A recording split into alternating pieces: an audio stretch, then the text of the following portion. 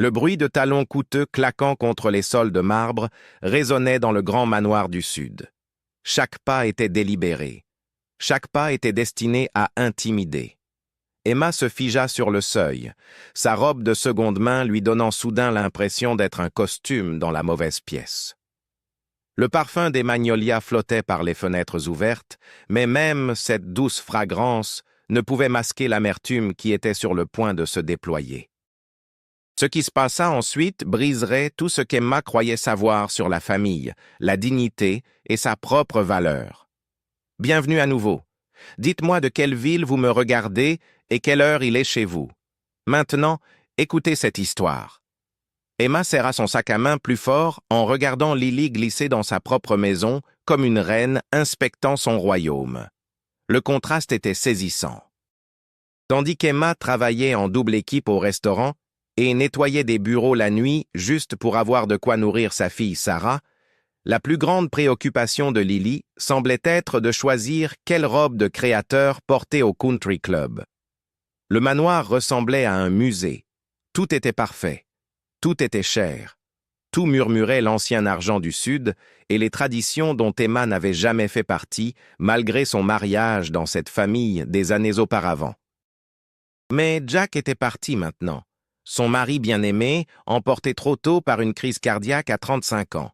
Et avec sa mort, la place d'Emma dans cette famille était devenue discutable. « Oh, Emma, chérie !» La voix de Lily dégoulinait de fausse douceur alors qu'elle s'approchait. « Je suis si heureuse que tu aies pu venir à notre petit rassemblement familial. Bien que je doive dire, cette robe est charmante, très chic de friperie. » Les parents rassemblés dans le salon tournèrent la tête. Certains sourirent poliment. D'autres détournèrent les yeux, embarrassés. Emma sentit la chaleur monter à ses joues, mais elle se força à se tenir plus droite. « C'est bon de te voir aussi, Lily, » répondit Emma, sa voix ferme malgré le tremblement de ses mains. Le sourire de Lily s'élargit, sentant la faiblesse comme un prédateur flaire le sang. « Et comment va la petite Sarah? Toujours en difficulté avec ses notes, j'ai entendu? Ce doit être si difficile pour les enfants quand ils n'ont pas de conseils appropriés, un environnement familial stable. 2 parents, tu sais? » Les mots frappèrent comme des coups physiques. Emma eut le souffle coupé. Autour d'elle, les conversations s'étaient tues. Tout le monde écoutait maintenant. Tout le monde regardait cette exécution publique déguisée en préoccupation familiale. « Sarah va très bien, merci », parvint à dire Emma, mais sa voix sonnait plus petite qu'elle ne l'aurait voulu. Pouvez-vous imaginer être là, sentir chaque regard dans la pièce vous juger, mesurer votre valeur contre la richesse et le statut de quelqu'un d'autre? Avez-vous déjà ressenti ce poids écrasant de n'appartenir nulle part, même parmi des gens qui sont censés être votre famille? Lily tournait autour d'elle comme un vautour. Bien sûr qu'elle va bien, que Dieu la bénisse. C'est juste que les enfants ont besoin de tant de choses de nos jours. École privée, tutorat, expériences culturelles, toutes ces choses qui nécessitent des ressources substantielles. Elle marqua une pause théâtrale, son bracelet de diamant captant la lumière du lustre. Des choses que certaines d'entre nous sont mieux positionnées pour fournir que d'autres. La poitrine d'Emma se serra. Elle savait où cela menait. Elle avait entendu les murmures, capté les regards significatifs entre les membres de la famille. Ils attendaient tous qu'elle échoue. Attendaient qu'elle prouve qu'elle ne pouvait pas s'occuper d'élever seule la fille de Jack. « Qu'essaies-tu exactement de dire, Lily ?» La voix d'Emma retrouva sa force, bien que son cœur battît si fort qu'elle était sûre que tout le monde pouvait l'entendre. L'expression de Lily passa à une préoccupation exagérée. « Oh, douce Emma, je suis juste inquiète pour vous deux. Pour l'avenir de Sarah. Jack aurait voulu ce qu'il y a de mieux pour elle, ne penses-tu pas? Et parfois, ce qu'il y a de mieux n'est pas toujours ce qui est pratique. » L'implication flottait dans l'air comme de la fumée. Emma se sentit prise de vertige, mais elle ne pouvait pas montrer de faiblesse. Pas ici. Pas devant ces gens qui l'avaient déjà rayé comme un inconvénient, une parente pauvre qui avait survécu à son utilité. Mais ce qu'Emma ne savait pas, c'est qu'un homme âgé dans le coin de la pièce observait cet échange avec une désapprobation croissante. Grand-père Henri, patriarche de la famille, prenait soigneusement note de chaque mot, chaque sourire cruel, chaque moment de cruauté calculée, et il commençait à comprendre exactement quel genre de personne il avait soutenu toutes ces années. Cette nuit-là, Emma rentra chez elle dans son petit appartement au-dessus de la quincaillerie, ses mains tremblant sur le volant. Le contraste entre le manoir de Lily et sa modeste maison de 2 pièces semblait encore plus frappant que d'habitude. Les murs étaient fins. Le réfrigérateur ronronnait trop fort. Les voisins du dessus regardaient de leur télévision trop fort, trop tard le soir. Mais c'était chez elle. C'était à elle et à Sarah. Et personne ne pouvait leur enlever cela. Où le pouvait-il? Sarah dormait déjà quand Emma se glissa dans leur chambre partagée. À 8 ans, sa fille avait les yeux doux de son père et son menton têtu. Elle dormait paisiblement, inconsciente des nuages d'orage qui s'accumulaient autour de leur petite famille. Emma s'assit sur le bord du lit et écarta les cheveux noirs de Sarah de son visage. « Je ne les laisserai pas te faire du mal, bébé, » murmura-t-elle. « Je te le promets. » Mais les promesses sont plus faciles à faire qu'à tenir, surtout quand on se bat contre des gens aux ressources illimitées et sans conscience de les utiliser. Le lendemain matin apporta le premier vrai coup. Emma arriva au Moonlight Diner pour son service matinal, pour trouver son manager qui l'attendait avec une expression inquiète. « Emma, chérie, je dois te parler. » Betty dirigeait le restaurant depuis 20 ans. Elle avait tout vu, survécu à tout, et avait rarement l'air effrayée. Aujourd'hui, elle avait l'air effrayée. Qu'est-ce qui ne va pas? Emma noua son tablier avec des doigts tremblants. J'ai reçu un appel hier de quelqu'un prétendant être un inspecteur sanitaire. Il a posé beaucoup de questions sur toi spécifiquement, sur ta fiabilité, ta situation familiale. La voix de Betty baissa jusqu'au murmure. Emma, quelqu'un essaie de te causer des ennuis. Quelqu'un avec assez d'influence pour faire des appels qui sonnent officiels. Le sang d'Emma se glaça. Ont-ils dit autre chose?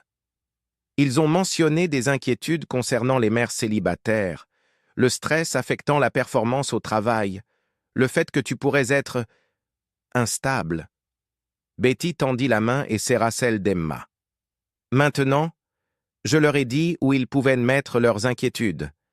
Mais Emma, tu dois être prudente. Quelqu'un t'en veut. L'esprit d'Emma se dirigea immédiatement vers Lily. La belle, riche, vindicative Lily qui avait clairement exprimé ses intentions la nuit précédente. Mais irait-elle vraiment si loin? La réponse vint cet après-midi quand Emma vint chercher Sarah à l'école. « Maman, pourquoi cette dame élégante est-elle venue parler à mon professeur aujourd'hui ?» demanda Sarah, balançant la main d'Emma alors qu'elle marchait envers leur voiture. Le cœur d'Emma s'arrêta. « Quelle dame élégante, ma chérie !» Elle avait de beaux bijoux et sentait les fleurs. Elle a dit à Madame Peterson qu'elle était de la famille et qu'elle s'inquiétait pour moi.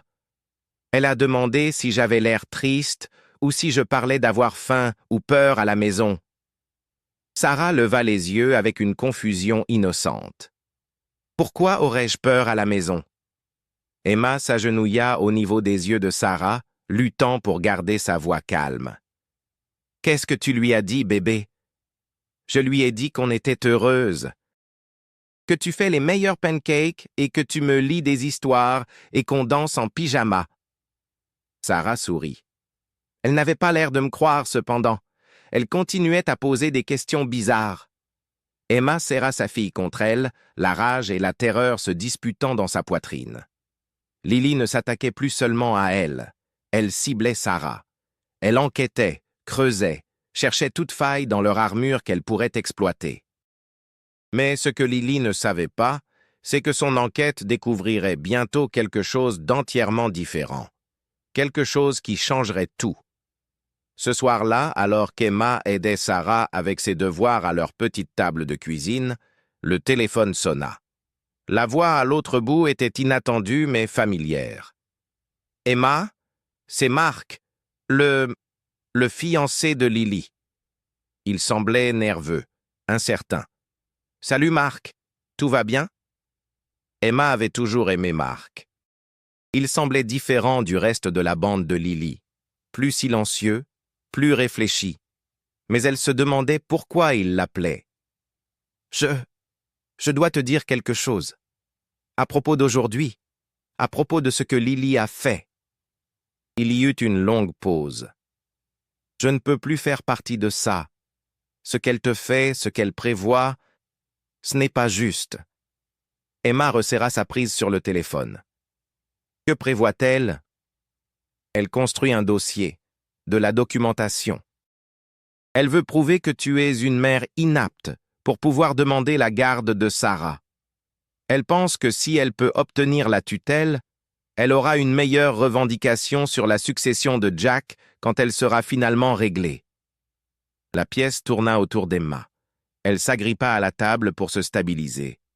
Elle ne peut pas faire ça. Sarah est ma fille. Emma, elle a des avocats, des bons, et elle a tout documenté. Ton emploi du temps, ta situation de logement, les performances scolaires de Sarah, elle a même fait suivre quelqu'un la semaine dernière pour photographier ton immeuble. La voix de Marc était lourde de culpabilité. J'aurais dû te le dire plus tôt. J'aurais dû l'arrêter. Pourquoi ne l'as-tu pas fait? Emma voulait crier. Mais elle connaissait la réponse. L'argent, le statut, le confort d'être du côté gagnant. Il était plus facile de rester silencieux que de s'opposer à quelqu'un comme Lily. Au lieu de cela, elle demanda « Que sais-tu d'autre ?» Il y aura une lecture formelle du testament de Jack le mois prochain. Grand-père Henry l'a reporté à cause de complications légales, mais les avocats poussent pour une résolution. Lily est convaincue qu'elle va tout hériter. La maison, les intérêts commerciaux, même le fonds fiduciaire qui était supposé être pour Sarah. Emma ferma les yeux. Jack avait toujours promis que Sarah serait prise en charge, qu'il y avait de l'argent mis de côté pour son éducation, son avenir. Mais si Lily obtenait la garde, Marc, y a-t-il quelque chose dans le testament de Jack qui pourrait m'aider? Quelque chose qui spécifie les arrangements de garde ou l'héritage de Sarah? Je ne connais pas les détails, mais Emma... Il s'arrêta, semblant lutter avec quelque chose. Je pense que tu devrais parler à grand-père Henry. Bientôt. Avant que Lily n'arrive à lui. La ligne se coupa, laissant Emma fixant le téléphone dans sa main. Autour d'elle, le petit appartement semblait encore plus petit. Les murs semblaient se refermer. Mais quelque chose que Marc avait dit lui resta en tête. Complications légales. Pourquoi y aurait-il des complications légales avec le testament de Jack? Il avait été méticuleux avec la paperasserie, toujours organisé. Qu'est-ce qui pourrait compliquer les choses, à moins qu'il n'y ait quelque chose dans ce testament que personne ne connaissait? Quelque chose que Jack avait gardé secret. Au cours des jours suivants, Emma se retrouva à étudier chaque souvenir de son défunt mari, cherchant des indices. Jack avait été différent dans les mois précédant sa mort, plus secret, plus protecteur envers Sarah. Elle avait mis cela sur le compte du stress du travail. Mais maintenant, elle se demandait s'il avait vu cela venir, s'il avait su de quoi Lily était capable et avait pris des mesures pour protéger sa fille. La percée vint d'une source inattendue. Madame Chen, la femme âgée qui possédait la quincaillerie sous l'appartement d'Emma, frappa à sa porte un soir avec une boîte en carton poussiéreuse. « J'ai trouvé ça dans la réserve », dit-elle dans son anglais soigné. « Il y a le nom de votre mari dessus. Il m'a demandé de le garder en sécurité, m'a donné 50 $. Il a dit que quelqu'un viendrait le chercher un jour. » Les mains d'Emma tremblèrent quand elle prit la boîte. L'écriture de Jack était indubitable sur l'étiquette. Pour Emma et Sarah, au cas où quelque chose m'arriverait. À l'intérieur, enveloppés dans du papier de soie comme des trésors précieux, se trouvèrent des documents. Des relevés bancaires montrant un compte séparé dont Lily ne savait rien. Des papiers d'assurance. Et au fond, une lettre dans l'écriture soigneuse de Jack. « Ma chère Emma, » commençait-elle, « si tu lis ceci, c'est que quelque chose m'est arrivé Et que je ne suis pas là pour te protéger, toi et Sarah, de ma famille. J'ai vu comment ils te regardent. J'ai entendu les commentaires. Je sais ce qu'ils pensent de notre mariage, de toi, de notre fille. » La vision d'Emma se brouilla de larmes, mais elle continua à lire. « J'ai pris des dispositions. Il y a des choses dans mon testament dont je n'ai parlé à personne, même pas aux avocats de la famille qui pensent tout savoir. Je travaille avec un avocat indépendant depuis des mois, m'assurant que quoi qu'il arrive, toi et Sarah êtes protégés. » La lettre continuait en détaillant les biens cachés, les dispositions secrètes et, plus important encore, une clause qu'Emma n'avait jamais su exister. Une clause qui changeait tout. Mais avant qu'Emma ne puisse pleinement traiter ce qu'elle lisait, son téléphone sonna. C'était l'hôpital. Grand-père Henri avait eu un accident vasculaire cérébral. Avez-vous déjà eu l'impression que tout s'effondrait en même temps? Que l'univers conspirait contre vous juste quand vous aviez besoin de force? C'est là où Emma se trouva en se précipitant à l'hôpital, serrant la lettre de Jack dans ses mains tremblantes. L'unité de soins intensifs était un labyrinthe de machines qui bipaient et de visages inquiets. La famille s'était rassemblée, créant leur hiérarchie habituelle de préoccupation. Lily se tenait près du poste des infirmières, donnant des ordres comme si l'endroit lui appartenait. Marc traînait mal à l'aise près des fenêtres. Divers cousins et parents se regroupaient en petits groupes, murmurant sur ce que cela pourrait signifier pour l'entreprise familiale, la succession, l'avenir. Emma se sentait comme une intruse. Encore. « Oh, regardez qui a décidé de se montrer !» La voix de Lily perça le bruit de l'équipement médical. « Je suppose que tu as entendu parler des implications d'héritage de l'état d'Henry. » Plusieurs membres de la famille se tournèrent pour regarder. Emma sentit ses joues brûler, mais elle serra plus fort la lettre de Jack et tint bon. « Je suis venu parce qu'Henry est de la famille, parce qu'il aimait Jack, et Jack l'aimait. » Sa voix était ferme, plus forte qu'elle ne se sentait. Lily rit, un son froid qui résonnait sur les murs stériles. « Famille? Emma chérie, tu es la veuve de Jack, passé composé. Ta connexion à cette famille est morte avec lui. Ça suffit. » La voix venait d'une source inattendue. Marc s'avança, son visage rouge d'embarras et de colère. « Henry se bat pour sa vie là-dedans, et tu utilises ça comme une opportunité d'attaquer Emma? Quel genre de personne fait ça? » Le couloir devint silencieux. La bouche de Lily s'ouvrit et se ferma comme un poisson hors de l'eau. Elle n'avait pas l'habitude d'être défiée, surtout pas par son fiancé. « Marc, tu ne comprends pas les complexités. »« Je comprends parfaitement. » La voix de Marc devint plus forte. « Je comprends que tu as harcelé Emma et Sarah. Je comprends que tu as construit un dossier malade pour obtenir la garde d'une fille de 8 ans. Je comprends que tu m'as menti sur tes intentions. » Emma le fixa avec choc. Ce n'était pas le Marc silencieux et docile qu'elle connaissait depuis des années.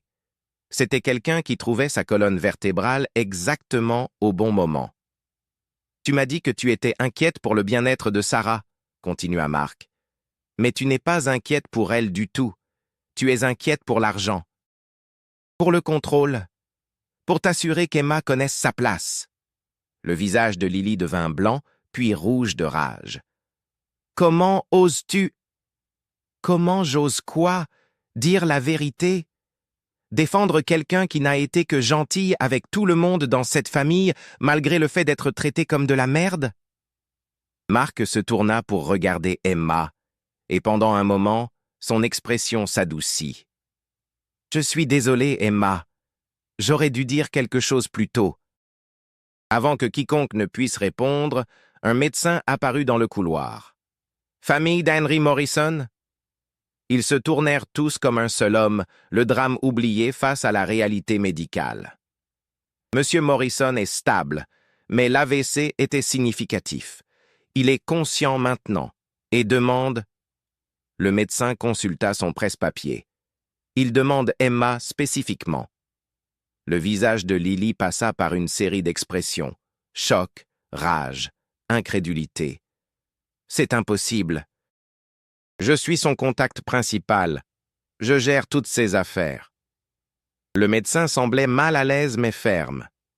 Madame, le patient est lucide et compétent pour prendre ses propres décisions concernant les visiteurs.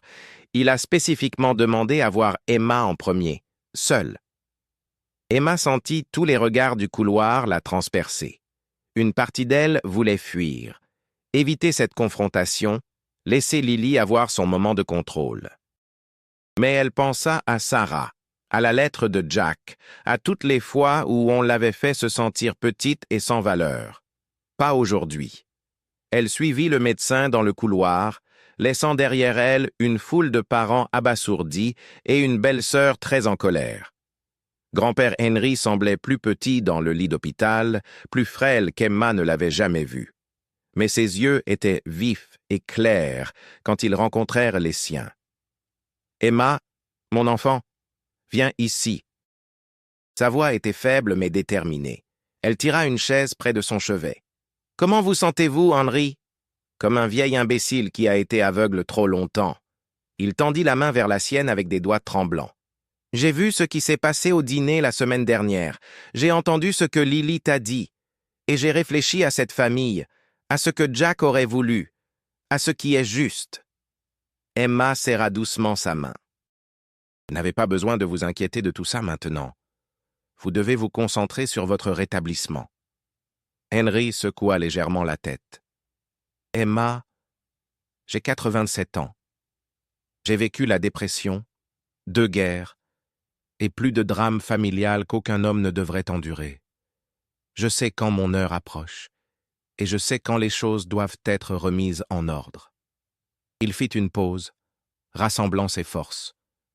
Le testament de Jack. Ce n'est pas ce que tout le monde pense. Nous devons organiser cette lecture bientôt, avant que Lily ne vous fasse plus de mal, à toi et à cette douce enfant. Le cœur d'Emma commença à s'emballer. Henry, que savez-vous sur le testament de Jack? Les yeux du vieil homme brillèrent de quelque chose qui pourrait être de la malice. Je sais que mon petit-fils était plus intelligent qu'aucun de nous ne lui donnait crédit. Et je sais qu'il s'est assuré que ses filles seraient protégées, peu importe ce que sa famille essaierait de faire. Avant qu'Emma ne puisse poser plus de questions, les yeux d'Henry se firent lourds. Trouve le juge Parker. Dis-lui qu'Henry Morrison a dit qu'il est temps. Il saura ce que ça veut dire. En quelques minutes, Henry était retombé dans un sommeil médicamenté, laissant Emma avec plus de questions que de réponses, mais aussi avec quelque chose qu'elle n'avait pas ressenti depuis des mois. L'espoir. Alors qu'elle retournait vers la salle d'attente, Emma pouvait entendre la voix de Lily s'élever dans l'indignation. « C'est complètement inapproprié. Je devrais gérer toutes les décisions concernant les affaires familiales. Je gère les affaires d'Henry depuis des années. » Emma s'arrêta au coin, écoutant. Elle avait besoin de savoir dans quoi elle retournait. « Lily, peut-être qu'il est temps de prendre du recul et de laisser les autres aider. » C'était Marc encore. Sa voix plus calme maintenant, mais toujours ferme. « Henry est compétent pour prendre ses propres décisions concernant les visiteurs et les soins médicaux. Tu ne comprends pas la pression qu'il subit. Les médicaments. Emma profite clairement de la confusion d'un vieil homme pour manipuler la situation à son avantage. Emma contourna le coin. La seule personne que j'ai vue essayer de manipuler quelqu'un, c'est toi, Lily. La salle d'attente redevint silencieuse. Emma sentait son cœur battre la chamade, mais elle sentait aussi autre chose. La force qui vient du fait de n'avoir plus rien à perdre. Pendant des mois, tu m'as sapé, attaqué mon caractère, visé mon travail, me suivi partout comme une sorte de harceleur. Tu as interrogé ma fille à l'école et tu lui as fait sentir qu'il y avait quelque chose qui ne va pas avec notre famille. La voix d'Emma se renforçait avec chaque mot. Tu m'as traité comme un inconvénient que tu peux juste souhaiter voir disparaître. Le visage de Lily était un masque de fureur. Tu n'as aucun droit. J'ai tous les droits. Emma sortit la lettre de Jack de son sac à main. Je suis la veuve de Jack. Je suis la mère de Sarah. Et j'en ai fini de te laisser me faire sentir que je n'appartiens pas à la famille de ma propre fille.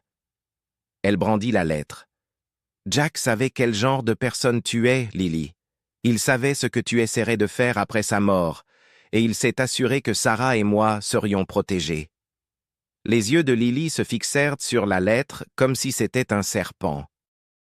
Et qu'est-ce que c'est? Une assurance, dit Emma simplement. Et un rappel que Jack aimait sa fille assez pour s'assurer qu'elle serait à l'abri de gens comme toi. La confrontation aurait pu s'intensifier davantage, mais à ce moment, le docteur Patterson apparut avec une mise à jour sur l'état d'Henry. La crise immédiate de l'AVC prit le dessus, repoussant le drame familial à l'arrière-plan. Mais les lignes de bataille avaient été tracées. Emma avait trouvé sa voie et sa force. Lily avait été publiquement défiée et humiliée. Mark avait choisi un camp. Et quelque part dans le système judiciaire, des rouages commençaient à tourner qui révéleraient bientôt à quel point Jack avait bien protégé sa famille. Au cours de la semaine suivante, l'état d'Henry se stabilisa, mais la dynamique familiale avait changé définitivement. Emma se retrouva avec des alliés inattendus. Mark commença à l'appeler régulièrement, non seulement pour s'excuser de son silence précédent, mais pour partager des informations sur les plans et machinations de Lily. Elle a engagé un détective privé, lui dit-il lors d'un appel téléphonique tard le soir. Elle essaie de trouver tout ce qu'elle peut utiliser contre toi au tribunal. Emma n'était pas surprise. Quel genre de choses? Tout. Ton historique professionnel, tes finances, ta vie sociale. Elle a même essayé d'obtenir des informations sur l'état mental de Jack avant sa mort pour voir si elle pouvait contester le testament pour cause de capacité diminuée. Emma ressentit un frisson. Elle peut faire ça? Pas facilement. Mais Emma, tu dois te préparer à ce qu'elle se batte salement. Elle est convaincue que si elle peut obtenir la garde de Sarah, elle peut contrôler toute la succession de Jack. Elle ne va pas abandonner sans une guerre. Ce que Mark ne dit pas à Emma, c'est que sa propre relation avec Lily se désintégrait rapidement. La femme dont il pensait être tombé amoureux se révélait être quelqu'un qu'il ne reconnaissait pas, quelqu'un dont la faim de contrôle et d'argent semblait consumer tout le reste de sa personnalité. La révélation vint lors de ce qui serait leur dernier dîner ensemble. Lily se plaignait, comme c'était devenu son habitude, de la présence continue d'Emma dans la famille. « Je veux dire, qu'apporte-t-elle vraiment à la table ?» disait Lily, gesticulant avec son verre de vin. « Elle est de la classe ouvrière, elle n'a pas d'éducation, pas d'élevage, aucune compréhension de comment gérer la vraie richesse. Jack ne pensait clairement pas droit quand il l'a épousée. » Mark posa sa fourchette. « Tu t'entends quand tu parles d'Emma ?» Lily sembla vraiment surprise. « Que veux-tu dire ? Tu parles d'elle comme si elle n'était pas un être humain. Comme si elle était une sorte de problème à résoudre plutôt qu'une femme qui pleure son mari et essaie d'élever leur enfant. » L'expression de Lily durcit. « Elle est un obstacle, Mark. Elle empêche cette famille d'avoir ce dont elle a besoin. » Ce dont cette famille a besoin, ou ce que tu veux? La question resta suspendue dans l'air entre eux. Le masque de Lily glissa finalement complètement. Bien, oui, ce que je veux. Je veux la vie qu'on m'a promise quand j'ai accepté de me marier dans cette famille. Je veux la sécurité, le statut, les ressources qui viennent avec le fait d'être partie de l'héritage Morrison. Est-ce si mal? Mark la fixa. Tu as accepté de te marier dans cette famille? Lily, je pensais que tu m'épousais parce que tu m'aimais. Lily sembla vraiment confuse par la question. Bien sûr que je t'aime, mais Mark, l'amour ne paie pas pour le genre de vie qu'on veut. L'amour n'entretient pas la maison ou les adhésions au club ou la position sociale qui compte dans cette communauté. Donc si je perdais tout demain, si j'étais juste un type ordinaire avec un travail ordinaire, tu ne voudrais plus m'épouser? Le silence de Lily fut une réponse suffisante. Mark se leva de la table. « J'ai besoin d'air. Il sortit du restaurant, de la relation, et finalement, du plan de Lily pour contrôler la fortune de la famille Morrison. Mais Lily n'avait pas fini de se battre. Si quelque chose, la défection de Mark la rendit plus déterminée à gagner. Elle ne pouvait pas contrôler son fiancé, mais elle pouvait encore contrôler le narratif autour d'Emma et Sarah. L'attaque vint d'une direction qu'Emma n'avait jamais attendue. Le professeur de Sarah, Madame Peterson, appela Emma au travail avec des nouvelles préoccupantes. « Madame Morrison, je dois vous parler de Sarah. Il y a eu des questions soulevées sur sa situation familiale. » Le sang d'Emma se glaça. « Quel genre de questions ? » Les services à l'enfance ont reçu un rapport anonyme suggérant que Sarah pourrait subir de la négligence. Supervision insuffisante, nutrition inadéquate, possible instabilité émotionnelle due au traumatisme de la mort de son père. Emma serra le téléphone si fort que ses articulations blanchirent. « Ce n'est pas vrai. Rien de tout cela n'est vrai. Je sais, Emma. Je suis le professeur de Sarah depuis 2 ans. Je n'ai jamais vu de signe de négligence ou d'instabilité. C'est une enfant brillante, heureuse, bien ajustée qui adore clairement sa mère. Mais je suis obligé de vous informer qu'il y aura une enquête. » Après qu'Emma eut raccroché, elle s'assit dans le bureau arrière du restaurant et pleura. Pas seulement des larmes de frustration ou de colère, mais de profonds sanglots déchirants de peur et d'impuissance. Comment pouvait-elle combattre un ennemi aux ressources illimitées et sans conscience? Comment pouvait-elle protéger Sarah de gens prêts à utiliser les agences gouvernementales comme des armes? Mais même dans son moment le plus sombre, Emma n'était pas seule. Betty la trouva en train de pleurer et tira immédiatement une chaise. « Chérie, qu'est-ce qui ne va pas ?» À travers les larmes, Emma expliqua le rapport au service à l'enfance, la campagne de Lily contre elle, le sentiment de se noyer dans le pouvoir et l'influence des autres. Betty écouta sans juger, puis dit quelque chose qui surprit Emma. « Chérie, j'ai vécu dans cette ville pendant 60 ans. J'ai vu beaucoup de gens comme ta belle-sœur aller et venir. Ils pensent que l'argent et le statut les rendent intouchables, mais ils font toujours la même erreur. » Quelle erreur! Ils sous-estiment les gens ordinaires. Ils pensent qu'on est trop stupide ou trop effrayé pour riposter. Mais Emma, tu as quelque chose que Lily n'a pas. Quoi? Des gens qui se soucient vraiment de toi.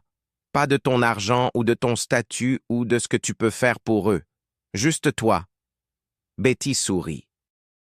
Et dans une petite ville comme celle-ci, ça compte plus que tu ne le penses. Au cours des jours suivants, Emma découvrit que Betty avait raison.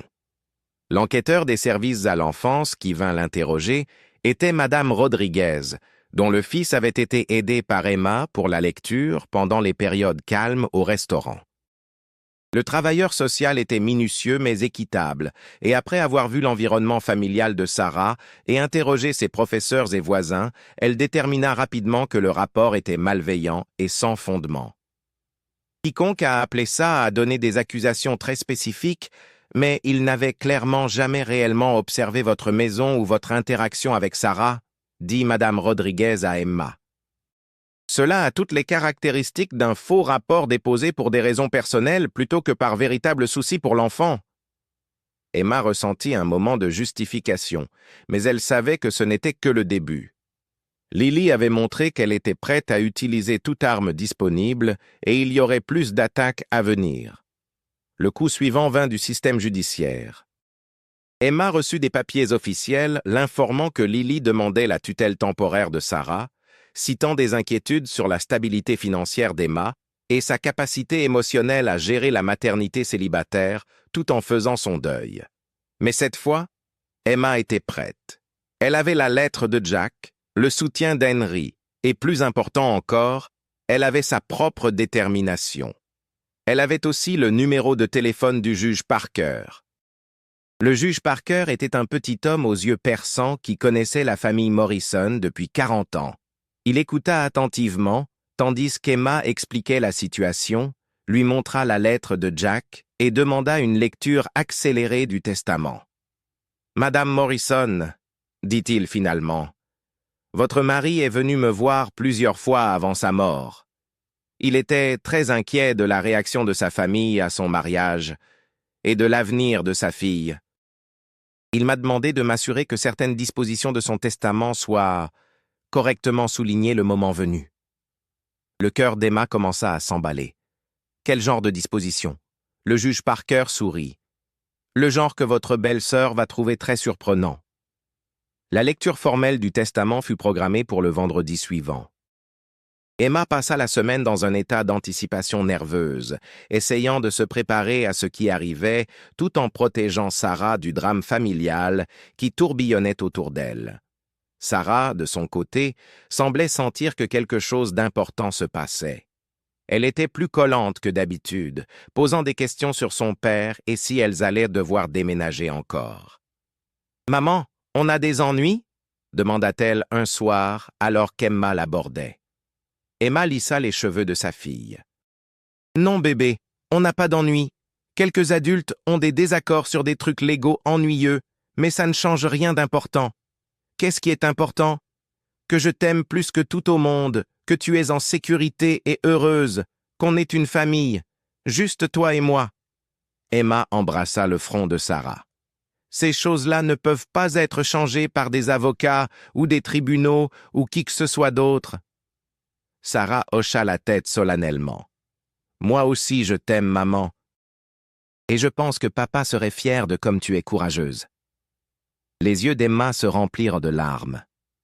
La vérité sort de la bouche des enfants. Le vendredi matin se leva gris et humide. Un temps du sud typique qui semblait correspondre à la tension que tout le monde ressentait. La lecture du testament était programmée pour 10 heures du matin au bureau du juge Parker, une affaire formelle qui réglerait finalement la question de la succession de Jack. Emma arriva tôt, portant sa meilleure robe et tenant un dossier avec la lettre de Jack et d'autres documents. Elle était nerveuse mais déterminée. Quoi qu'il arrive aujourd'hui, elle l'affronterait avec dignité. Lily arriva comme une reine tenant sa cour, entourée d'avocats et portant une tenue qui coûtait probablement plus qu'Emma ne gagnait en 3 mois. Elle avait l'air confiante, même suffisante, comme si la lecture était une simple formalité avant son couronnement comme chef de la fortune de la famille Morrison.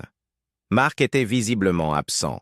Le bruit s'était répandu qu'il et Lily avaient rompu, bien que les détails soient encore des ragots au country club. Henry était sorti de l'hôpital, mais était encore faible.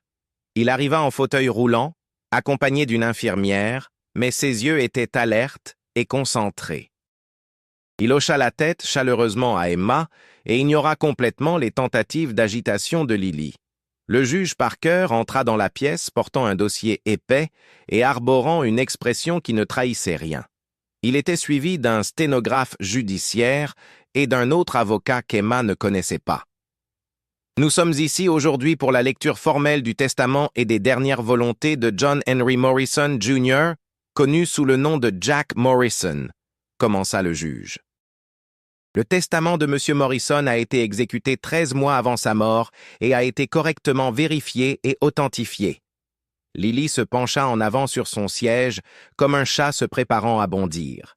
Le testament contient plusieurs dispositions qui pourraient surprendre certains membres de la famille, car M. Morrison a apporté certains changements à sa planification successorale sans consultation avec les avocats de la famille qui avaient géré les testaments Morrison précédents.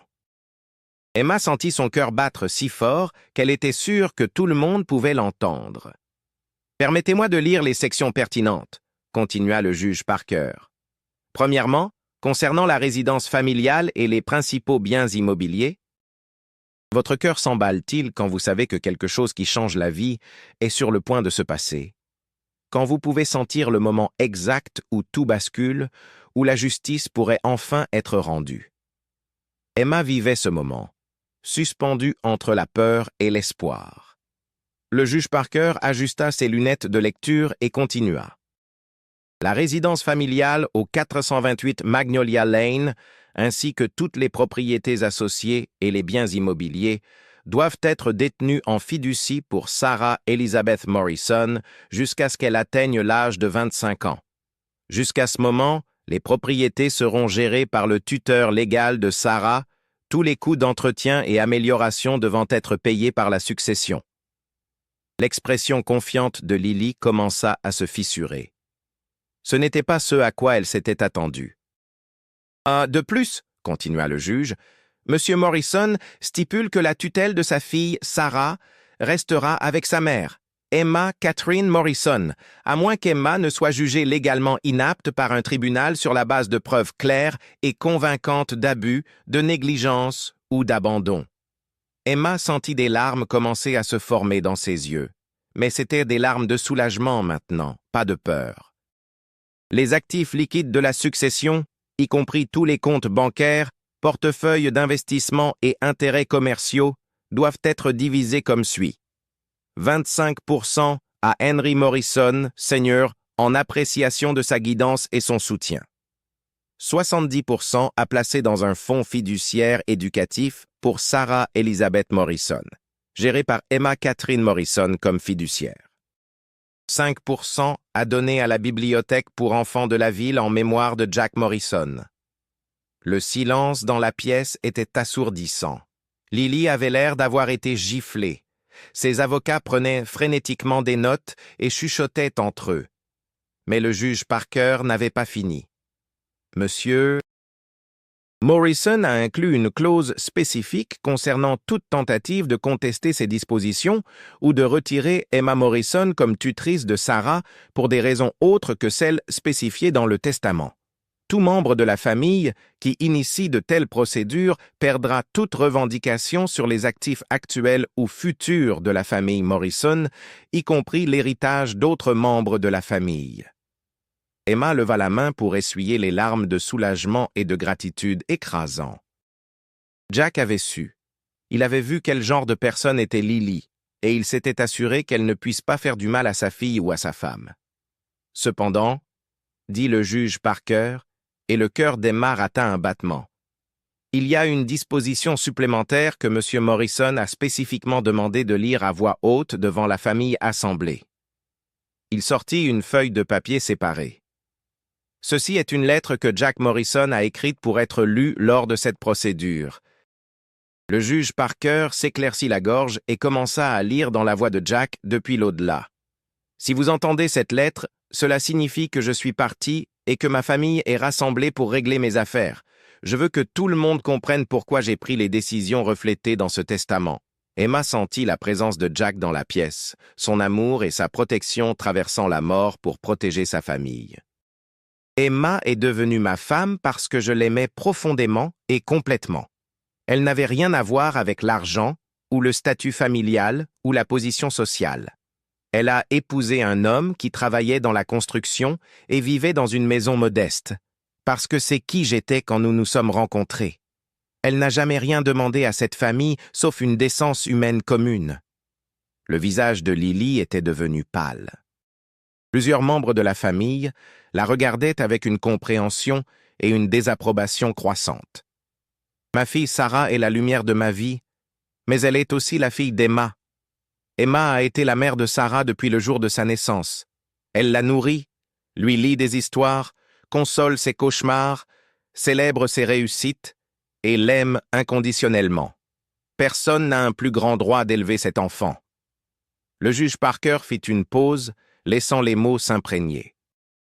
Si quelqu'un dans ma famille a fait qu'Emma se sente mal accueillie, si quelqu'un l'a traitée comme moins que famille, si quelqu'un a essayé d'utiliser ma mort comme une opportunité de diminuer sa place dans la vie de Sarah, alors vous avez échoué à honorer ma mémoire et mes souhaits.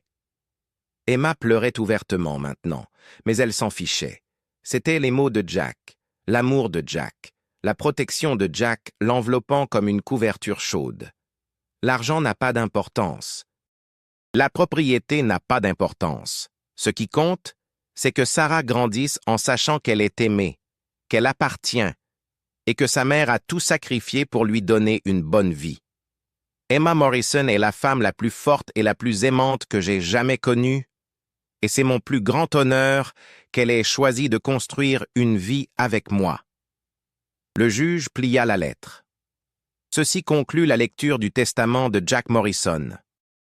Madame Morrison, Vous devrez rencontrer les avocats de la succession pour gérer le transfert des actifs et établir les comptes fiduciaires. Emma hocha la tête, pleurant encore trop fort pour parler. Mais Lily finit par trouver sa voix. C'est scandaleux. Jack n'était clairement pas dans son état normal quand il a écrit ce testament. Personne ne laisse 70% de sa succession à un enfant de 8 ans. Ce testament sera contesté immédiatement. Le juge Parker la regarda avec un dégoût mal dissimulé. « Madame Morrison, vous avez certainement le droit de contester le testament, mais je dois vous rappeler la clause de déchéance que votre beau-frère a incluse spécifiquement pour décourager les contestations frivoles. » L'avocat de Lily se pencha pour lui chuchoter avec urgence à l'oreille. Son visage passa du pâle au rouge, alors que les implications devenaient claires. « Vous voulez dire, si je conteste le testament et que je perds, je n'ai rien? Jamais? » « C'est exactement ce que cela signifie, » confirma le juge Parker. Monsieur Morrison était très spécifique sur la protection de sa famille contre ce qu'il appelait des litiges prédateurs. Emma regarda tandis que toute la vision du monde de Lily s'effondrait autour d'elle. Pendant des années, elle avait planifié ce moment, comptant hériter assez d'argent pour maintenir son style de vie et sa position sociale. Elle n'avait jamais considéré que Jack pourrait être assez intelligent et déterminé pour la déjouer. Alors que la famille sortait du bureau du juge, Emma se retrouva face à face avec Lily dans le couloir. Pendant un moment, elles se regardèrent, deux femmes qui avaient été enfermées dans une bataille pour l'avenir d'un enfant. « Tu penses que tu as gagné, » dit Lily doucement. « Mais l'argent ne résout pas tout, Emma. Tu vas toujours être une mère célibataire travaillant 2 emplois et vivant dans ce petit appartement. Tu vas toujours lutter. » Emma regarda sa belle-sœur avec quelque chose approchant de la pitié. « Lily, j'ai lutté toute ma vie. La différence, c'est que maintenant je n'ai pas à lutter seule. Et je n'ai pas à lutter en m'inquiétant que quelqu'un essaie d'enlever ma fille. »« Ce n'est pas fini, » avertit Lily. « Si, ça l'est. » La voix d'Emma était calme et définitive. C'était fini depuis le jour où Jack est mort et que tu as décidé de traiter sa veuve comme une ennemie au lieu de la famille. Tu avais le choix, Lily. On l'avait tous.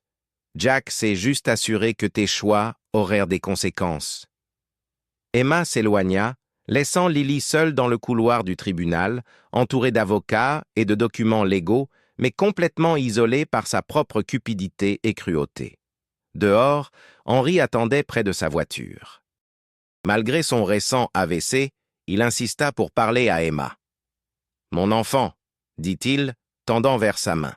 « Je te dois des excuses. » Emma s'agenouilla près de son fauteuil roulant. « Henry, vous ne me devez rien. Si, je le dois. J'ai vécu dans cette famille pendant 87 ans et je pensais connaître tout le monde. Mais je n'ai pas vraiment vu ce que Lily te faisait jusqu'à ce soir au dîner. Je ne comprenais pas comment elle te faisait te sentir comme une étrangère dans ta propre famille. » Les yeux d'Henry brillaient de larmes non versées. « Jack avait raison de te protéger, toi et Sarah, comme il l'a fait. Et il avait raison de te faire confiance pour l'avenir de sa fille. » Il fouilla dans son manteau et sortit une petite boîte de velours. C'était la bague de fiançailles de ma femme. La bague de la grand-mère de Jack. Je veux que tu l'aies, non pas parce que tu as besoin de bijoux, mais parce que tu as gagné ta place dans cette famille par l'amour et le sacrifice, parce que tu es la fille que je n'ai jamais eue. Emma ouvrit la boîte pour révéler une bague simple mais élégante, avec un petit diamant entouré de minuscules perles. Elle était belle, mais plus que ça, elle représentait l'acceptation, l'appartenance, et l'amour. « Henry, je ne peux pas prendre ça. C'est trop précieux. » « Ce n'est pas précieux parce que c'est cher, Emma. C'est précieux parce que ça représente un amour qui dure, un engagement qui perdure, et une famille qui se serre les coudes dans tout. » Henry sourit. « En plus, Sarah devrait avoir la bague de son arrière-grand-mère un jour, n'est-ce pas? » Emma glissa la bague à son annulaire droit, où elle s'ajustait parfaitement. « Merci, Henry. Pour ça, pour nous avoir défendus, pour tout. »« Merci, mon enfant. d'avoir montré à ce vieil homme à quoi ressemble la vraie force, ce que signifie vraiment la grâce sous pression. Henri tapota sa main. « Maintenant, tu dois aller chercher cette petite fille à moi et lui dire que son papa s'est assuré qu'elle ira très bien. » Pour la première fois depuis des mois, Emma ressentit quelque chose qu'elle avait presque oublié, la paix. Si vous trouvez cette histoire aussi émouvante que moi, prenez un moment pour appuyer sur ce bouton « J'aime » et vous abonner. Votre soutien nous aide à continuer de partager ces histoires de résilience et d'espoir. Les mois qui suivirent la lecture du Testament apportèrent des changements qu'Emma n'aurait jamais pu imaginer. Le changement le plus évident était financier. Soudain, elle n'avait plus besoin de travailler 2 emplois juste pour avoir de quoi manger. La succession fournissait assez de revenus pour qu'Emma puisse quitter son travail de nettoyage nocturne et se concentrer sur être présente pour Sarah. Mais les changements les plus profonds étaient émotionnels et sociaux. Le mot de la lecture du Testament s'était répandu dans leur petite ville du Sud comme la kudzu en été. L'histoire de la belle-sœur riche qui a essayé de voler l'héritage d'un enfant et s'est fait humilier publiquement dans le processus était trop juteux pour que les cercles de ragots l'ignorent. L'opinion publique, qui avait été tiède envers Emma pendant qu'elle luttait, bascula dramatiquement une fois que les gens comprirent ce que Lily avait tenté de faire. La société du Sud pourrait avoir ses défauts, mais elle n'a aucune tolérance pour les adultes qui ciblent les enfants ou les veuves qui essaient de voler aux orphelins. Emma se retrouva à recevoir des invitations à des événements sociaux auxquels elle n'avait jamais été la bienvenue auparavant. Les dames de l'Église qui l'avaient à peine saluée dans le passé s'intéressaient soudain à ses opinions sur les élections du conseil scolaire et les collectes de fonds communautaires. L'ironie ne lui échappait pas. Quand elle n'avait rien eu, les gens l'avaient ignorée. Maintenant qu'elle avait de l'argent, ils voulaient être ses amis. Mais Emma était assez sage pour distinguer entre les gens qui s'intéressaient à son nouveau statut et ceux qui se souciaient vraiment d'elle en tant que personne. Madame Chen restait une partie quotidienne de leur vie, apportant toujours des raviolis faits maison et des conseils pratiques. Betty, au restaurant, traitait Emma exactement comme toujours, ce qu'Emma chérissait. Marc commença à appeler régulièrement, non pas comme l'ancien fiancé de Lily, mais comme quelqu'un qui avait découvert sa propre conscience et voulait construire une amitié générale. Sarah, de son côté, s'adapta à leurs circonstances améliorées avec la résilience de l'enfance. Elle était ravie d'avoir sa propre chambre dans leur nouvelle maison, un endroit modeste mais confortable qu'Emma louait de l'autre côté de la ville. Elle aimait pouvoir avoir des amis sans s'inquiéter de déranger les voisins à travers des murs minces. Mais peut-être plus important encore, Sarah aimait avoir l'attention complète de sa mère le soir au lieu de regarder Emma s'endormir sur les devoirs et les livres de contes. « Maman » dit Sarah un soir alors qu'Emma lui lisait une histoire avant de dormir. « Es-tu plus heureuse maintenant ?» Emma considéra la question. « Que veux-tu dire, ma chérie? Avant, tu avais toujours l'air inquiète, comme si tu pensais à des choses effrayantes. Maintenant, tu souris plus. » Emma embrassa le sommet de la tête de Sarah. « Je suis plus heureuse, bébé, mais pas à cause de l'argent ou de la maison. Je suis plus heureuse parce que je n'ai plus peur. » « De quoi avais-tu peur? » « J'avais peur que quelqu'un essaie de t'enlever à moi, que je ne sois pas assez bien pour m'occuper de toi toute seule. » Emma lissa les couvertures de Sarah. « Mais ton papa s'est assuré que ça ne puisse jamais arriver. Il s'est assuré qu'on soit toujours ensemble. » Sarah hocha solennellement la tête. « Je suis contente que papa était intelligent. Moi aussi, ma chérie, moi aussi. » Alors que l'automne se transformait en hiver, Emma s'installa dans une routine qui se sentait durable pour la première fois depuis la mort de Jack. Elle faisait du bénévolat à l'école de Sarah, rejoignit le conseil de la bibliothèque et même commença à prendre des cours du soir au collège communautaire, quelque chose dont elle avait toujours rêvé, mais pour laquelle elle n'avait jamais eu le temps. Elle commença aussi à comprendre la vraie portée de ce que Jack leur avait laissé. Ce n'était pas juste de l'argent, c'était la sécurité, l'opportunité et les choix. Sarah pouvait fréquenter les meilleures écoles, poursuivre tous les intérêts qu'elle développerait, aller à l'université n'importe où elle voudrait. Emma pouvait finir sa propre éducation, peut-être même démarrer une petite entreprise un jour. Mais avec l'opportunité venait la responsabilité. Emma gérait maintenant un fonds fiduciaire substantiel, prenant des décisions sur les investissements et dépenses qui affecteraient tout l'avenir de Sarah. C'était intimidant au début, mais Emma l'aborda de la même manière qu'elle abordait tout le reste, avec des recherches soigneuses, du bon sens pratique et une détermination absolue de bien faire pour sa fille. Elle prit aussi une décision qui surprit beaucoup de gens en ville. Au lieu de déménager dans le grand manoir de la famille Morrison, qui était maintenant techniquement la propriété de Sarah, Emma choisit de le louer et continuer à vivre dans leur modeste maison de location. « Pourquoi voudrais-tu continuer à vivre dans ce petit endroit quand tu pourrais vivre dans le manoir ?» demanda Madame Patterson lors d'une réunion de l'association des parents. Emma avait réfléchi soigneusement à cette décision.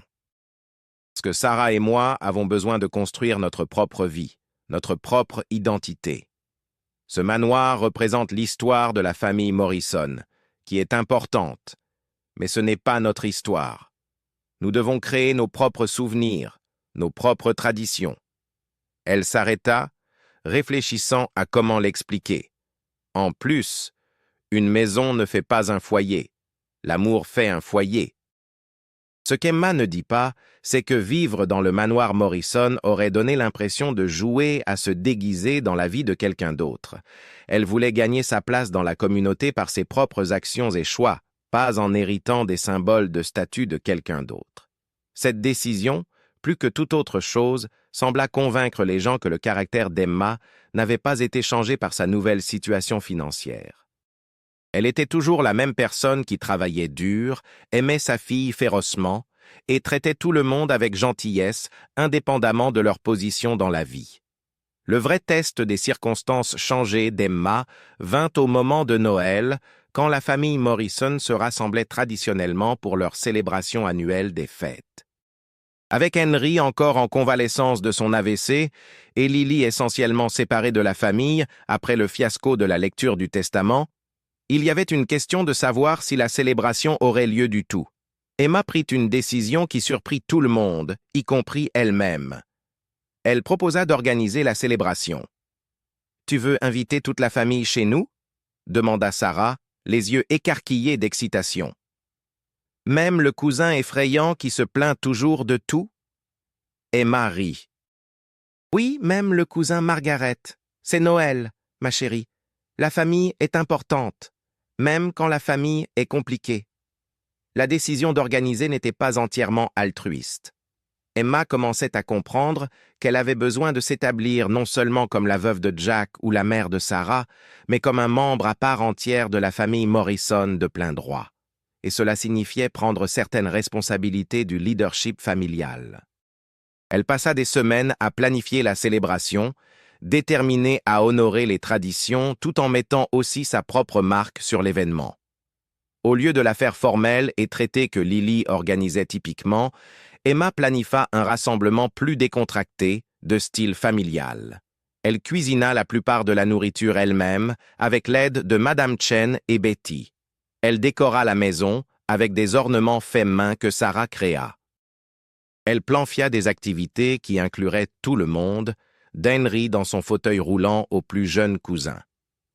Le soir de la fête, Emma se tenait dans sa cuisine, portant une simple robe rouge et la bague de son arrière-belle-mère, et réalisa qu'elle n'était plus la femme effrayée et incertaine qui avait été humiliée à la table de dîner de Lily 6 mois plus tôt. Elle avait trouvé sa force, elle avait trouvé sa voix, elle avait trouvé sa place. Les invités commencèrent à arriver à 6 heures, et Emma fut frappée par comme la dynamique se sentait différente des rassemblements familiaux précédents. Sans la présence dominante de Lily, les conversations étaient plus naturelles, plus inclusives. Les gens semblaient plus détendus, plus sincèrement heureux d'être ensemble. Marc arriva avec une plante poinsettia et un sourire timide. Je sais que c'est probablement bizarre pour moi d'être ici, étant donné tout ce qui s'est passé avec Lily, mais Henry m'a spécifiquement demandé de venir. Emma accepta la plante chaleureusement. « Marc, tu nous as défendus, Sarah et moi, quand ça comptait. Ça fait de toi de la famille, en ce qui me concerne. » Henry arriva dans son fauteuil roulant, ayant l'air plus fort qu'il ne l'avait été depuis des mois. Il apporta avec lui une surprise que personne n'avait attendue. Lily. La pièce devint silencieuse quand elle entra. Lily avait l'air différente qu'à la lecture du testament. Plus petite en quelque sorte, moins artificiellement polie. Elle était habillée simplement, et elle avait l'air vraiment nerveuse. Emma sentit tous les regards de la pièce se tourner vers elle, attendant de voir comment elle gérerait ce moment. Elle avait tous les droits de demander à Lily de partir. Après tout ce que Lily lui avait fait subir, personne ne l'aurait blâmée de refuser d'accueillir sa belle-sœur dans sa maison. Au lieu de cela, Emma marcha directement vers Lily et tendit sa main. « Bonjour Lily, je suis contente que tu aies pu venir. » Lily avait l'air abasourdie. Elle avait clairement attendu de la colère, du rejet, peut-être même une confrontation publique. Elle n'avait pas attendu de la grâce. « Emma, je n'étais pas sûre que tu voudrais que je sois ici. »« c'est Noël ?» dit Emma simplement. « Et nous sommes de la famille, aussi compliqué que ce soit. Sarah, viens dire bonjour à ta tante Lily. » Sarah bondit avec l'amitié enthousiaste de l'enfance. Elle n'avait jamais compris les conflits d'adultes tourbillonnant autour d'elle, et elle était sincèrement heureuse de voir un autre membre de la famille. « Tante Lily, maman a fait des biscuits au sucre en forme d'étoile. Tu veux m'aider à les décorer ?» La contenance de Lily craqua finalement. Les larmes commencèrent à couler sur ses joues, alors qu'elle s'agenouillait pour embrasser Sarah. « J'aimerais beaucoup t'aider à décorer des biscuits, ma chérie. » Alors que la soirée progressait, Emma observa Lily attentivement. L'autre femme semblait sincèrement repentante, aidant dans la cuisine sans qu'on le lui demande, s'engageant avec des membres de la famille qu'elle avait précédemment ignorés, jouant avec les enfants au lieu de tenir court avec les adultes. Pendant un moment calme dans la cuisine, Lily s'approcha d'Emma. « Je dois m'excuser, » dit-elle doucement. « Pas juste pour les trucs légaux, mais pour tout. Pour la façon dont je t'ai traité, pour les choses que j'ai dites, pour avoir essayé de te faire sentir que tu n'appartenais pas. » Emma continua à faire la vaisselle, laissant Lily parler. J'étais si concentrée sur ce que je pensais mériter, ce que je pensais qui m'était dû, que j'ai oublié ce qui compte vraiment. J'ai presque détruit une famille, y compris ma propre relation avec Sarah, parce que j'étais jalouse et cupide et cruelle. Emma se tourna pour la regarder. « Pourquoi me dis-tu ça maintenant ?» Lily s'essuya les yeux. « Parce que j'ai perdu Marc. Parce que j'ai réalisé que j'étais devenue le genre de personne avec qui je ne voudrais pas être amie. Parce que je t'ai regardé ce soir, la façon dont tu m'as accueilli dans ta maison après tout ce que j'ai fait, et j'ai réalisé à quoi ressemble vraiment la vraie classe. » Elle s'arrêta, luttant avec les mots.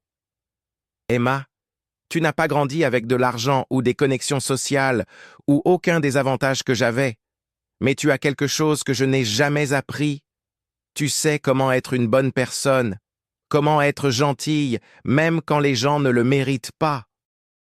Comment faire passer la famille en premier même quand la famille t'a blessé? » Emma sentit des larmes se former dans ses propres yeux maintenant. Ce n'était pas du tout ce qu'elle avait attendu de la soirée.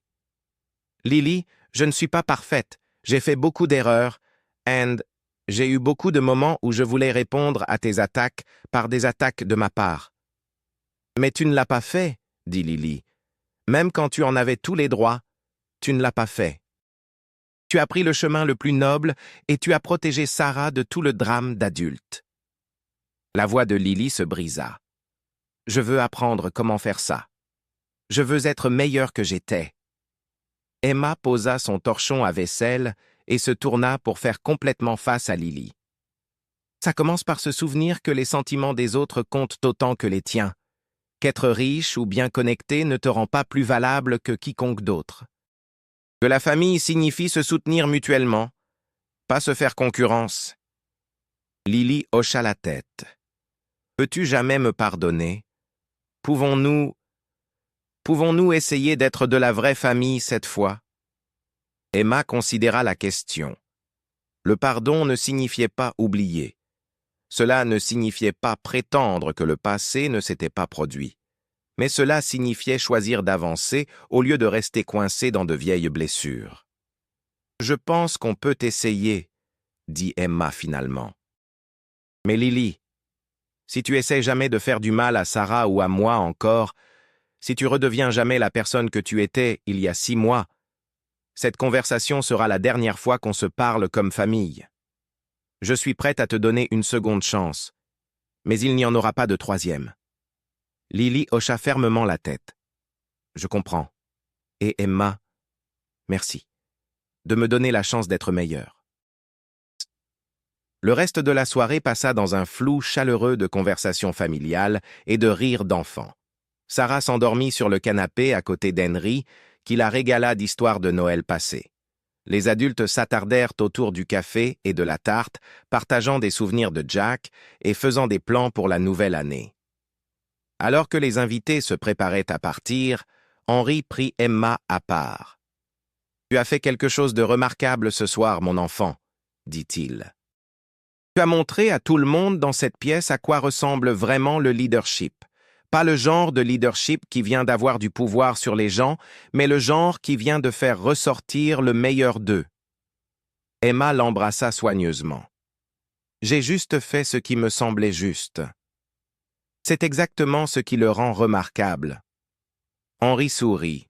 « Jack serait si fier de la femme que tu es devenue. » Après que tout le monde soit parti et que Sarah soit bordée dans son lit, Emma s'assit dans son salon silencieux, entourée des agréables débris d'une fête réussie. La maison sentait les sapins de Noël et la cannelle. Du papier cadeau déchiré jonchait le sol. Des assiettes sales attendaient dans la cuisine. Et pour la première fois depuis la mort de Jack, Emma se sentit vraiment en paix.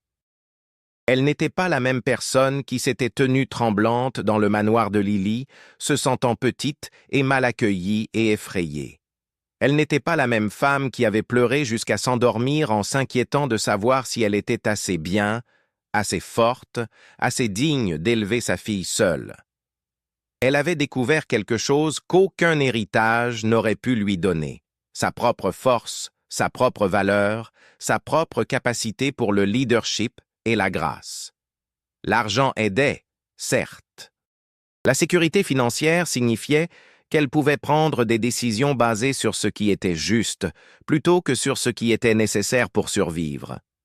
Mais l'argent n'avait pas changé qui elle était au cœur. Il lui avait simplement donné l'espace pour devenir qui elle était destinée à être. Alors qu'Emma se préparait pour le lit, elle remarqua qu'il neigeait dehors. Inhabituel pour leur ville du Sud, mais magique néanmoins.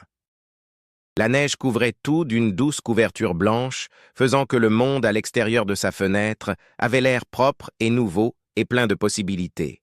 Demain apporterait de nouveaux défis, de nouvelles décisions, de nouvelles opportunités de se prouver digne de la confiance que Jack avait placée en elle. Il y aurait des fonds fiduciaires à gérer, des décisions éducatives à prendre pour Sarah, des relations familiales à naviguer. Mais ce soir, Emma Morrison, veuve, mère et héritière réticente d'un héritage qu'elle n'avait jamais attendu, se sentait prête pour tout ce qui viendrait ensuite. 6 mois plus tard, alors que le printemps arrivait dans leur petite ville, Emma se retrouva à réfléchir sur comme beaucoup avait changé depuis cette terrible nuit à la soirée dîner de Lily. La transformation n'avait pas été magique ou instantanée. Ça avait été un processus graduel de trouver sa voie, de se défendre pour elle-même et Sarah, et d'apprendre à accepter à la fois les responsabilités et les opportunités qui venaient avec leur nouvelle situation. Sarah prospérait dans sa nouvelle école, se faisant des amis et excellant dans ses études. Elle avait commencé à prendre des cours de piano et avait rejoint le club de théâtre de l'école. Plus importante encore, elle semblait sécurisée et heureuse, confiante dans l'amour de sa mère et ne s'inquiétant plus de leur avenir. Emma avait complété son premier semestre de cours universitaires et considérait poursuivre un diplôme en commerce ou en éducation. Elle avait aussi démarré un petit fonds de bourse d'études pour les mères célibataires dans la communauté qui voulaient continuer leur éducation. Une façon d'utiliser ces ressources pour aider d'autres femmes faisant face aux mêmes luttes qu'elle avait autrefois affrontées. Lily, fidèle à sa parole, avait fait des efforts sincères pour réparer leur relation. Elle avait commencé à faire du bénévolat à la bibliothèque pour enfants, avait pris un travail à temps partiel dans une organisation à but non lucratif local et avait fait plusieurs tentatives sincères pour se connecter avec Sarah comme une tante plutôt que comme quelqu'un qui voyait l'enfant comme un moyen vers une fin. La transformation n'était pas complète. Il y avait encore des moments où l'ancien droit de Lily refaisait surface, mais l'effort était réel et constant. Plus important encore, Emma avait appris à établir des limites et les maintenir, s'assurant que la présence de Lily dans leur vie reste positive et supportive. Mark était devenu un ami véritable, quelqu'un à qui Emma pouvait parler des défis de gérer une succession et des complexités des relations familiales. Leur amitié était construite sur le respect mutuel et l'expérience partagée. Et bien qu'il y ait eu des moments où il semblait que cela pourrait se développer en quelque chose de plus, ils reconnaissaient tous les deux qu'ils avaient besoin de guérir de leurs relations passées avant de considérer de nouvelles. Henry était devenu le grand-père que Sarah n'avait jamais vraiment connu, passant des heures à lire avec elle, lui apprenant à jouer aux échecs et partageant des histoires de l'enfance de son père. Sa récupération de l'AVC avait été lente mais constante. Et avoir Emma et Sarah dans sa vie semblait lui donner un but et une énergie renouvelée. Alors qu'Emma marchait dans la place de la ville ce matin de printemps particulier, s'arrêtant pour bavarder avec des voisins et des amis, elle réalisa qu'elle avait finalement trouvé ce qu'elle avait cherché sans le savoir. Non seulement la sécurité financière, mais un sentiment d'appartenance, d'être valorisée pour qui elle était plutôt que pour ce qui lui manquait. Le voyage avait été douloureux parfois. Il y avait eu des moments où elle avait voulu abandonner, accepter l'évaluation de Lily de sa valeur, prendre le chemin plus facile de laisser quelqu'un d'autre prendre les grandes décisions sur l'avenir de Sarah. Mais elle avait persévéré, soutenue par l'amour de sa fille, la sagesse d'amis comme Madame Chen et Betty, et plus important encore, par la force qu'elle avait découverte en elle-même. Avez-vous marché ce chemin? Vous êtes-vous retrouvé dans un endroit où les gens questionnaient votre valeur basée sur votre compte en banque, votre titre de travail ou vos connexions sociales? Avez-vous déjà dû vous battre pour votre droit d'être respecté comme un être humain, pour protéger vos enfants, pour revendiquer votre place dans votre propre famille? L'histoire d'Emma n'est pas unique. Autour du monde, chaque jour, des femmes et des hommes se retrouvent face au même défi qu'elle a affronté. Le défi d'être vus comme moins que parce qu'ils ne correspondent pas à la définition de succès ou de valeur de quelqu'un d'autre. Mais l'histoire d'Emma est aussi la preuve que nous sommes plus résilients, plus capables et plus dignes que nos circonstances pourraient suggérer. Que l'amour et l'intégrité et la détermination sont plus puissants que l'argent et le statut et les connexions sociales. Que parfois les gens qui semblent avoir tous les avantages sont ceux qui sont vraiment pauvres, pauvres en esprit, pauvres en caractère, pauvres dans les choses qui comptent vraiment à la fin. Alors qu'Emma retournait chez elle cet après-midi pour trouver Sarah pratiquant le piano et Henry lisant dans le jardin, elle se sentit reconnaissante non seulement pour ce qu'elles avaient gagné, mais pour ce qu'elles avaient appris sur elles-mêmes et l'une sur l'autre à travers la lutte. La maison était remplie du son de musique de piano légèrement fausse et de l'odeur de biscuits qui cuisaient dans le four. Dehors, les magnoliers fleurissaient, remplissant l'air de leur parfum sucré. C'était une scène simple de contentement domestique, mais pour Emma, cela représentait tout ce pourquoi elle s'était battue et tout ce qu'elle avait gagné. Pas de l'argent ou de la propriété ou du statut social, mais quelque chose de bien plus précieux. Le droit de définir sa propre valeur, d'élever sa fille avec amour et dignité, d'être traité comme un membre égal de sa propre famille. Ce soir-là, alors qu'elle et Sarah s'asseyaient sur le porche avant regardant le coucher de soleil, Sarah posa une question qui fit gonfler le cœur d'Emma de fierté. « Maman, Quand je serai grande, je veux être comme toi. » Emma sourit et serra sa fille plus près. « Que veux-tu dire, ma chérie? Je veux être courageuse comme toi, et gentille comme toi, et je veux m'assurer que si quelqu'un est méchant avec des gens qui n'ont pas autant d'argent, je les défendrai comme tu nous as défendus. » Emma sentit des larmes de joie et de gratitude remplir ses yeux. Ceci était le vrai héritage qu'elle laissait à sa fille. Pas de l'argent dans un fonds fiduciaire, mais des valeurs qui la guideraient dans la vie. Pas de propriété ou d'investissement, mais la connaissance qu'elle était digne d'amour et de respect, et la responsabilité de traiter les autres avec la même dignité qu'elle espérait recevoir. Alors que les étoiles commençaient à apparaître dans le ciel qui s'assombrissait, Emma pensa à Jack et à l'héritage qu'il leur avait vraiment laissé. Pas seulement la sécurité financière, mais la preuve que l'amour perdure au-delà de la mort, qu'il est possible de protéger votre famille même quand vous n'êtes plus là pour le faire en personne. Jack avait vu quel genre de personne était Lily, et il s'était assuré que ses petites cruautés et manipulations cupides ne puissent jamais toucher les gens qu'il aimait le plus.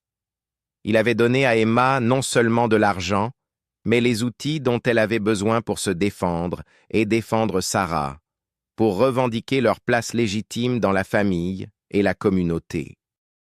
Mais plus important encore, il avait cru en elle, cru qu'elle avait la force et la sagesse pour gérer tous les défis qui viendraient, pour élever leur fille avec amour et intégrité, pour honorer sa mémoire, non pas à travers le deuil, mais en vivant une vie digne de l'amour qu'ils avaient partagé.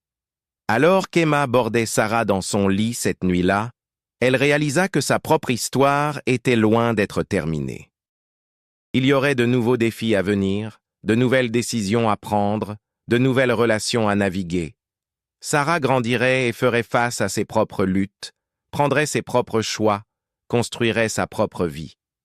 Mais Emma n'avait plus peur de l'avenir. Elle avait appris qu'elle était plus forte qu'elle ne l'avait jamais imaginé, que l'amour pouvait vraiment conquérir la cruauté, que se dresser pour ce qui est juste, même quand c'est difficile, mène toujours à quelque chose de mieux. Elle avait appris que sa valeur ne dépendait pas de l'opinion que les autres avaient d'elle, que la dignité ne pouvait pas être enlevée par les mots ou actions de quelqu'un d'autre, que la famille était définie non par le sang ou l'argent, mais par l'amour et le soutien mutuel. Alors qu'elle éteignait les lumières et se préparait pour dormir, Emma chuchota une prière de gratitude, pour l'amour de Jack, pour la joie de Sarah, pour les amis qui l'avaient soutenue, pour les membres de la famille qui avaient appris à la voir vraiment, et pour sa propre force qui l'avait portée à travers la tempête vers des eaux plus calmes. Demain apporterait de nouvelles possibilités, de nouvelles opportunités d'utiliser ses ressources et son expérience pour aider d'autres faisant face à des luttes similaires. Le fonds de bourse d'études n'était que le début. Emma commençait à envisager une mission plus large de soutenir les familles en transition, aidant les parents célibataires à naviguer les systèmes légaux et financiers qui pouvaient sembler si intimidants de l'extérieur. Mais ce soir, Emma Morrison dormait paisiblement, entourée de l'amour qu'elle s'était tant battue pour protéger, sécurisée dans la connaissance qu'elle avait mérité chaque moment de bonheur qu'elle avait trouvé. La femme timide et effrayée, qui s'était autrefois tenue tremblante dans le salon de Lily, était partie, remplacée par quelqu'un qui connaissait sa propre valeur et ne laisserait personne la convaincre du contraire jamais plus. Et le matin, elle se réveillerait prête à affronter tout ce qui viendrait ensuite, sachant qu'elle avait tout ce dont elle avait besoin pour le gérer, non pas parce qu'elle avait de l'argent en banque, mais parce qu'elle avait de l'amour dans son cœur, de la force dans son caractère, et la certitude inébranlable qu'elle méritait toutes les bonnes choses que la vie avait à offrir. Avez-vous jamais vécu ou connu quelqu'un qui a traversé quelque chose de similaire? Avez-vous vu comment l'argent et le statut social peuvent rendre les gens cruels, ou comment l'amour et la détermination peuvent vaincre presque tout obstacle? Avez-vous regardé quelqu'un découvrir sa propre force face à la cruauté des autres? Le voyage d'Emma de l'humiliation au triomphe, de la peur à la confiance, de se sentir sans valeur à connaître sa vraie valeur, est un qui résonne avec tant d'entre nous. Nous avons tous fait face à des moments où le monde semblait empilé contre nous, où des gens avec plus de pouvoir ou d'argent ou de connexion ont essayé de nous faire sentir petits. Mais l'histoire d'Emma nous rappelle que notre valeur n'est pas déterminée par notre compte en banque ou notre adresse ou notre titre de travail. Elle est déterminée par comment nous traitons les autres, comment nous aimons nos familles, comment nous nous dressons pour ce qui est juste, même quand c'est difficile. Elle nous rappelle que parfois les gens qui semblent avoir tout sont en fait les plus pauvres de tous, parce qu'ils n'ont jamais appris la valeur de la gentillesse, l'importance de l'humilité, la joie qui vient de lever les autres au lieu de les abattre. Et elle nous rappelle que l'amour est vraiment plus fort que l'argent, que l'intégrité triomphe vraiment de la manipulation à la fin, et que parfois la plus grande victoire est simplement de refuser de laisser la cruauté de quelqu'un d'autre changer qui vous êtes au cœur. Si cette histoire vous a ému, si elle vous a rappelé votre propre force ou vous a inspiré à défendre quelqu'un qui est traité injustement, prenez s'il vous plaît un moment pour aimer cette vidéo et vous abonner à notre chaîne. Votre soutien nous aide à continuer de partager ces histoires de résilience et d'espoir, ces rappels que nous sommes tous plus puissants que nous ne le croyons parfois. Et partagez cette histoire avec quelqu'un qui a besoin de l'entendre, quelqu'un qui fait face à ses propres batailles, avec des gens qui confondent richesse et valeur, quelqu'un qui a besoin d'être rappelé qu'il mérite le respect et la dignité indépendamment de ses circonstances, quelqu'un qui a besoin de savoir qu'il est possible de se dresser contre les intimidateurs et de gagner par la grâce plutôt que par l'agression. Parce que l'histoire d'Emma est l'histoire de nous tous, d'une manière ou d'une autre. Nous avons tous le potentiel de choisir la gentillesse sur la cruauté, l'amour sur le pouvoir, l'intégrité sur la commodité. Nous avons tous la capacité de créer le genre de famille et communauté où les gens sont valorisés pour qui ils sont, pas ce qu'ils ont. Et parfois, si nous sommes très chanceux, nous arrivons à voir la justice servie non pas par la vengeance ou la punition, mais par le simple pouvoir de la vérité se révélant et de l'amour se prouvant plus fort que tout ce qui essaie de le détruire. Merci d'avoir écouté l'histoire d'Emma. Merci d'être partie d'une communauté qui croit au pouvoir des gens ordinaires, de faire des choses extraordinaires quand ils sont motivés par l'amour et guidés par la vérité. N'oubliez pas d'aimer, de vous abonner, et de partager, et nous vous verrons dans la prochaine histoire.